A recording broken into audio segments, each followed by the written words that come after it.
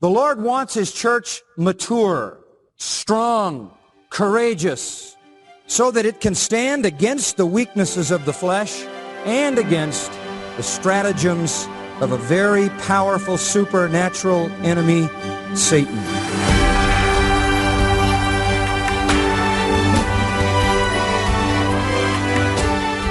It's been said that nothing makes a person stronger than when others call him or her for help. Well, think for a moment about the people in your life, family and loved ones. Don't you want to be that strong Christian that your friend can call upon when, well, they're laid off or a loved one turns to you during that diagnosis of cancer? Bottom line, when life becomes difficult, when trials come, how do you make sure that you're a source of Christ-like strength, a real help in times of pain and fear? Today on Grace to You, John Macarthur will show you practical steps to take for each day and cultivating what he calls a biblical courage. Find out how to grow in spiritual strength and usefulness as John continues this study on the courageous Christian. John, before you get to that, talk about some examples of biblical courage that you've encountered, folks who have taught you what courage in life and ministry looks like. I think, Carl, my first exposure to courage in life and ministry was as a fairly young guy during my university days, reading missionary biographies. I think that's where I saw a glimpse of a dedication that was not only a dedication in life, but a dedication all the way to death. I remember reading about Christian martyrs. I remember reading about those who gave their lives in Asia. I remember reading about those who gave their lives in the island nations of the Pacific. Had profound effects on me. I remember particularly the story of John Peyton, who was a missionary to the islands and went to really islands inhabited by cannibals and gave his life there. He had to sleep on his wife's grave. She died soon after they arrived, and he had to sleep on her grave to keep the natives from digging her up and eating her. And he stayed, I think, almost 40 years and had a massive impact. That's where it all kind of started for me, and my dad was a hero to me. He had strong, strong convictions. He preached those convictions when they weren't necessarily popular. He lived those convictions. I think also going back and reading about the reformers who stood against the Roman Catholic system, reading about the Puritans who basically were the nonconformists who wound up getting thrown out of their pulpits. Church history has largely been the source that I have found to see the models of life and ministry that is courageous. And God used them to set me on a course, hopefully, to be as courageous as they've been. Thanks, John. Now, friend, this study will help you develop the kind of courage that has marked faithful Christians for centuries, including biblical heroes, noble men and women in church history, or a beloved mentor in your life. Open your Bible or the Study Bible app on your mobile device and follow along as we go to 2 Timothy. Here again is John Macarthur to continue the study on the courageous Christian. Look at 2 Timothy chapter 2, verse 1. When you're talking about spiritual strength, you immediately come to the first verse of chapter 2. You therefore, my son, be strong in the grace that is in Christ Jesus. My son, you are facing a battle. Be strong in the Lord.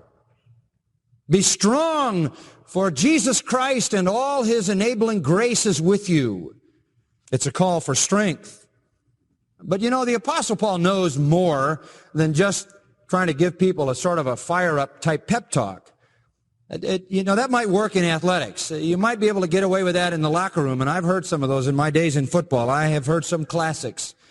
I have seen the dismantling of locker rooms by coaches trying to fire up teams, and we know that might last for a few hours. It might jack you up emotionally to go out there and win the battle in that moment, but it has no lasting impact.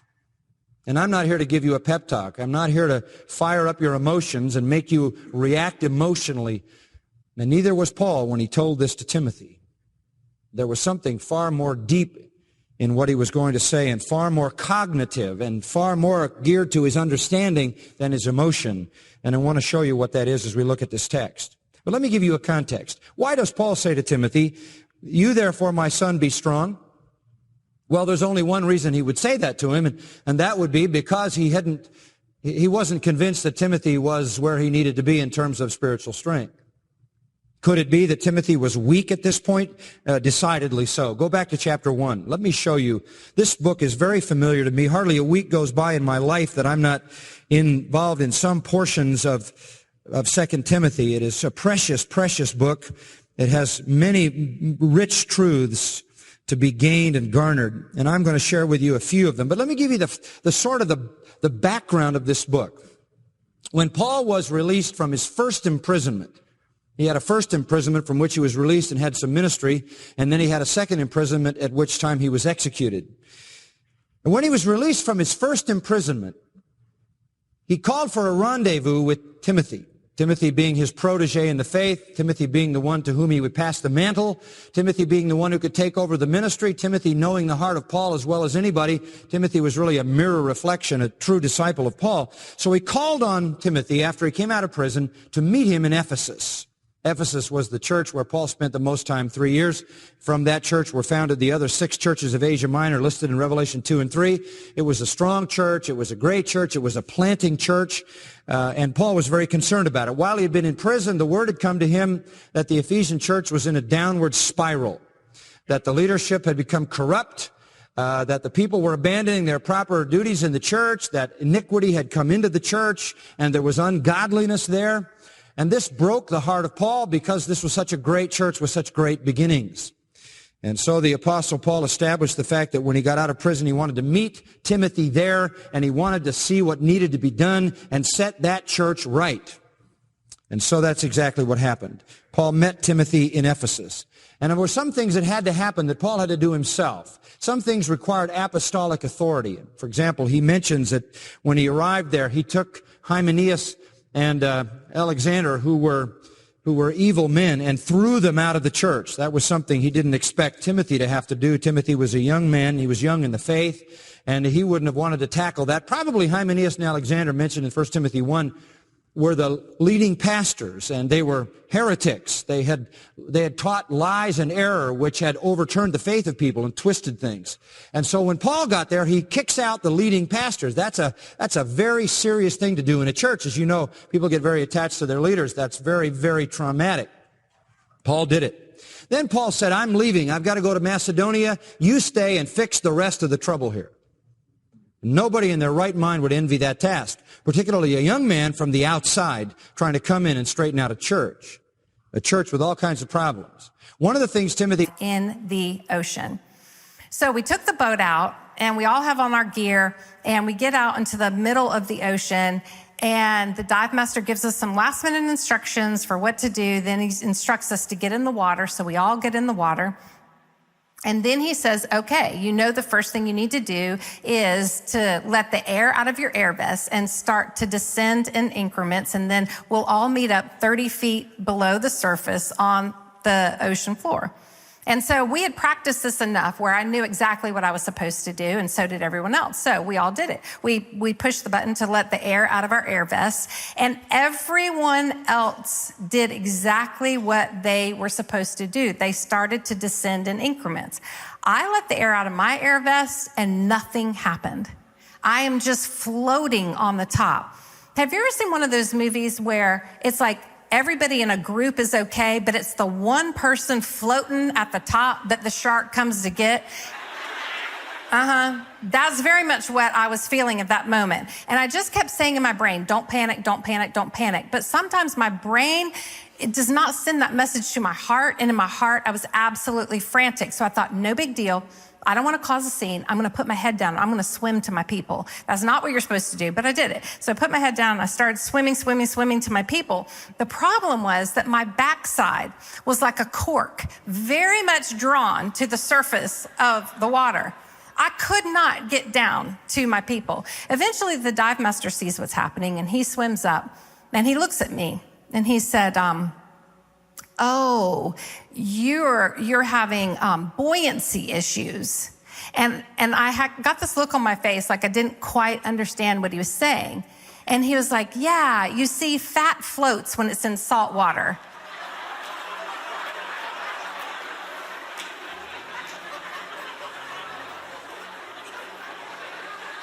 Excuse me? I will cut you. You need to back it up, sir, right? You really need to be thankful that I spent some time with Jesus this morning. That's what you need to be thankful for. And so he could tell that I did not like that answer. And he's like, oh, but it's no problem. I know how to fix this for you. So he gets on the boat and he gets this belt and he hands it to me. He says, you just need to put this belt on. We're going to add some weight and it'll force you to sink. Thank you, sir. That's awesome. And so I put the belt on and we start adding weights to the belt, and then we add more weight, and then we add more weight. Y'all, nothing is happening. And so then he feels the need to over-explain what's going on. He said, wow, you need as much weight as a very large man to make you sink. Thank you. I've waited all my life for a man to say that. Really, truly. And so finally, he gets enough weight on my weight belt to where I do sing. The problem is that my bottom is still pointed north at all times. And so I got down to where my people were, but I was like in V formation. And there was nothing I could do at all. And so there are all my people, and they're all standing around. I'm just hanging there. And have you ever been able to feel what someone else is thinking? You know what I mean? I could feel what my people were thinking. They were thinking, hey, what's up? Mom's butt, that's what's up. Just constantly up. And it was just not a good situation, right? And I was trying so hard to pretend like it was normal, but it was 100% not normal. And so the dive master just gives us some little instructions using his hand, and then he divides us up into groups, and now we're supposed to go and swim off with the person we were assigned to. So I was assigned with my oldest daughter, and so we had barely turned from the group, and we started to swim from the group to go exploring, and suddenly a creature out of nowhere whips right through us and rams itself into my daughter's head. Well, I am absolutely panicked. She is panicked. And I'm looking around, and all my other people are like, it's okay. It's okay. I look at the dive master and he said, it's okay. And I'm thinking, yeah, because all you people are skinny. I'm the chicken nugget down here, okay? And so, yeah, you're okay, because that thing's going to come after me and give y'all time to escape. So the creature kind of went away for a little bit, and my daughter and I are still tentative, and we decide, okay, we're just going to keep exploring. And the creature comes back, and it rams itself into my daughter's head so hard that she completely panics, and she jumps on top of me, expecting me to be the solution to this issue. Well, she causes so much of a stir that my other people start jumping on top of me. Now, everybody's looking at me to save their life. But then I remembered my gift. I ripped off that weight belt. And we did rise. Oh, yeah. When we got up on that boat, y'all, I was like, my badonkadonk saved all you people. But the dive master came up, and he was absolutely, positively not impressed at all. He just wasn't. And he looked at us and he said, you all need to sit on the edge of the boat. It was like we were in boat timeout, you know? And he took his finger and he pointed it right at me. He said, do you know why you panicked down there? He said, you panicked because you took your eyes off the dive master. And the dive master knows things you don't know. And you are never in any trouble. The worst danger you created is by shooting up back to the boat without ascending in increments like you're supposed to. Never take your eyes off the master. Never take your eyes off the master.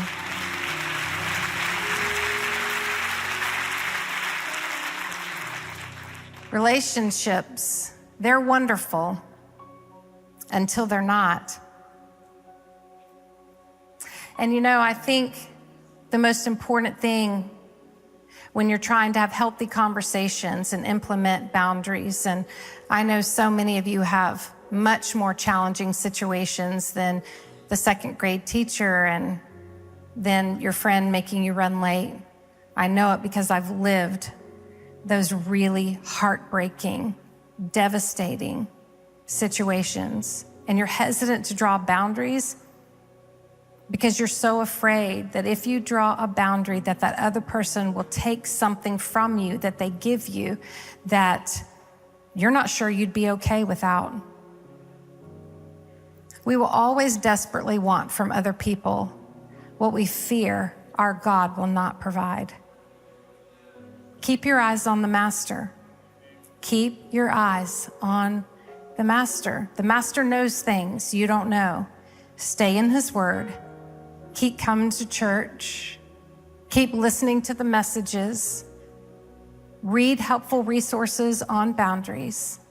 And remember, boundaries, the ultimate purpose is to love others well without losing the best of who we are. God bless you.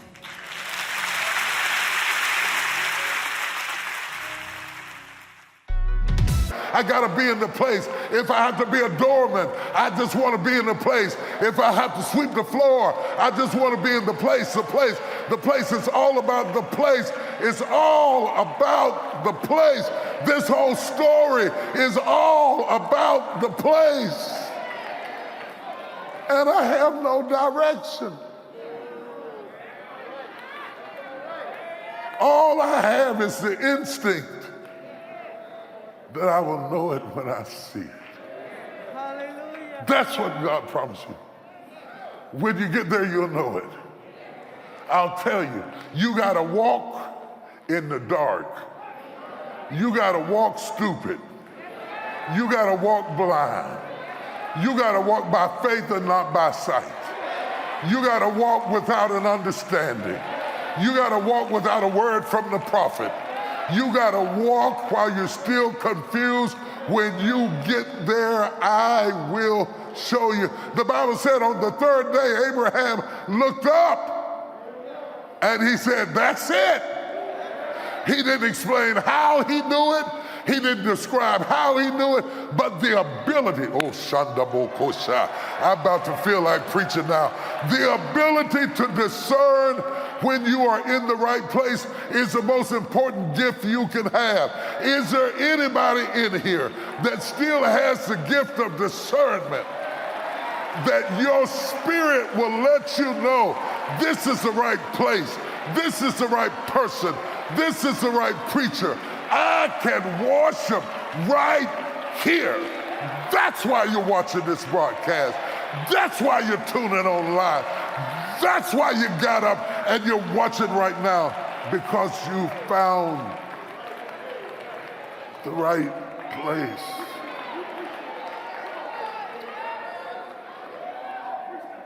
It will only happen. Do y'all hear me? It will only happen when you find the place. You can have the right God and the right wood and the right sun and the right knife, but if you don't have the right place, it still will not happen. So if I was the devil, I would try to keep you.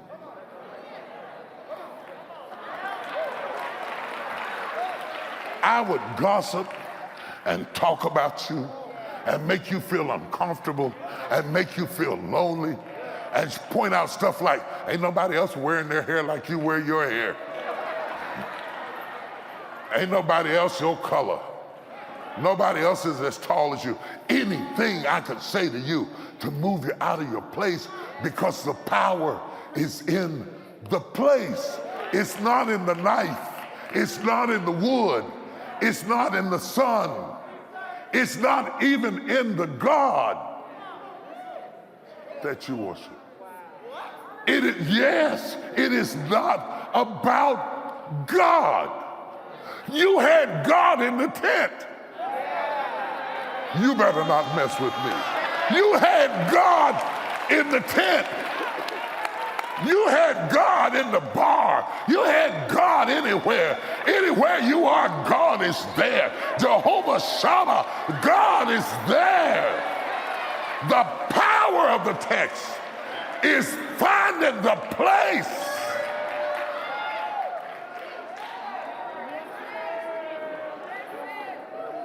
And Abraham was 3 days off, and he looked up and he saw it. And he said, I'm not there yet. but I see it? Are there any, I'm not there yet, but I see it, people? Let me show you how important it is.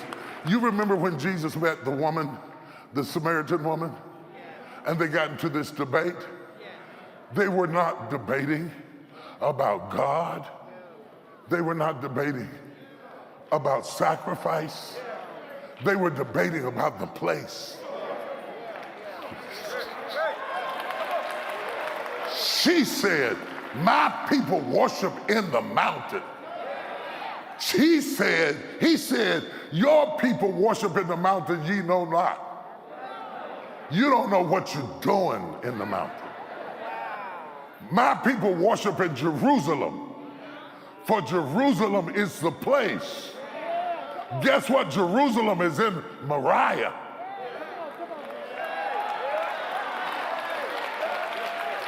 But the hour cometh, and now is, that neither shall they worship in Jerusalem nor in the mountain. They that worship God must worship him in spirit and in truth. There is a place in the spirit that you gotta fight your way into, that you can't sit there with your cute dress on trying to be all important and impress people. Don't nobody care about your fingernails. You gotta scratch your way into the place where God can do what he's trying to do in your life. Let your makeup run. Pull them false eyelashes off and get down on your face and find the place. For they that worship him must worship him in spirit and in truth.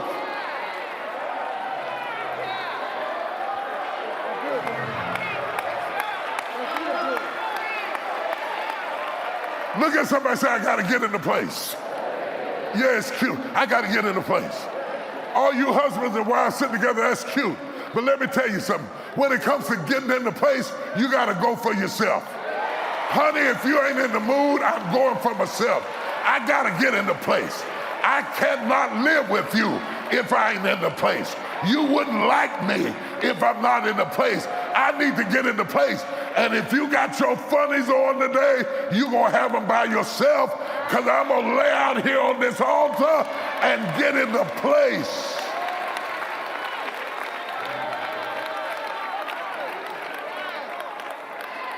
My God, who am I preaching to? I feel something about to happen. There is a place in the spirit where miracles happen. There is a place in the spirit where crutches come off. There is a place in the spirit where blinded eyes open up. There is a place in the spirit where you don't have to struggle for provision. There is a place in the spirit where no confusion can dwell. There is a place in the spirit where wellness will come into your mind. There is a place in the spirit where the pain will have to dissipate out of your body. There is a place in the spirit where tiredness has to turn you loose. There is a place in the spirit where no weapon formed against you shall be able to prosper.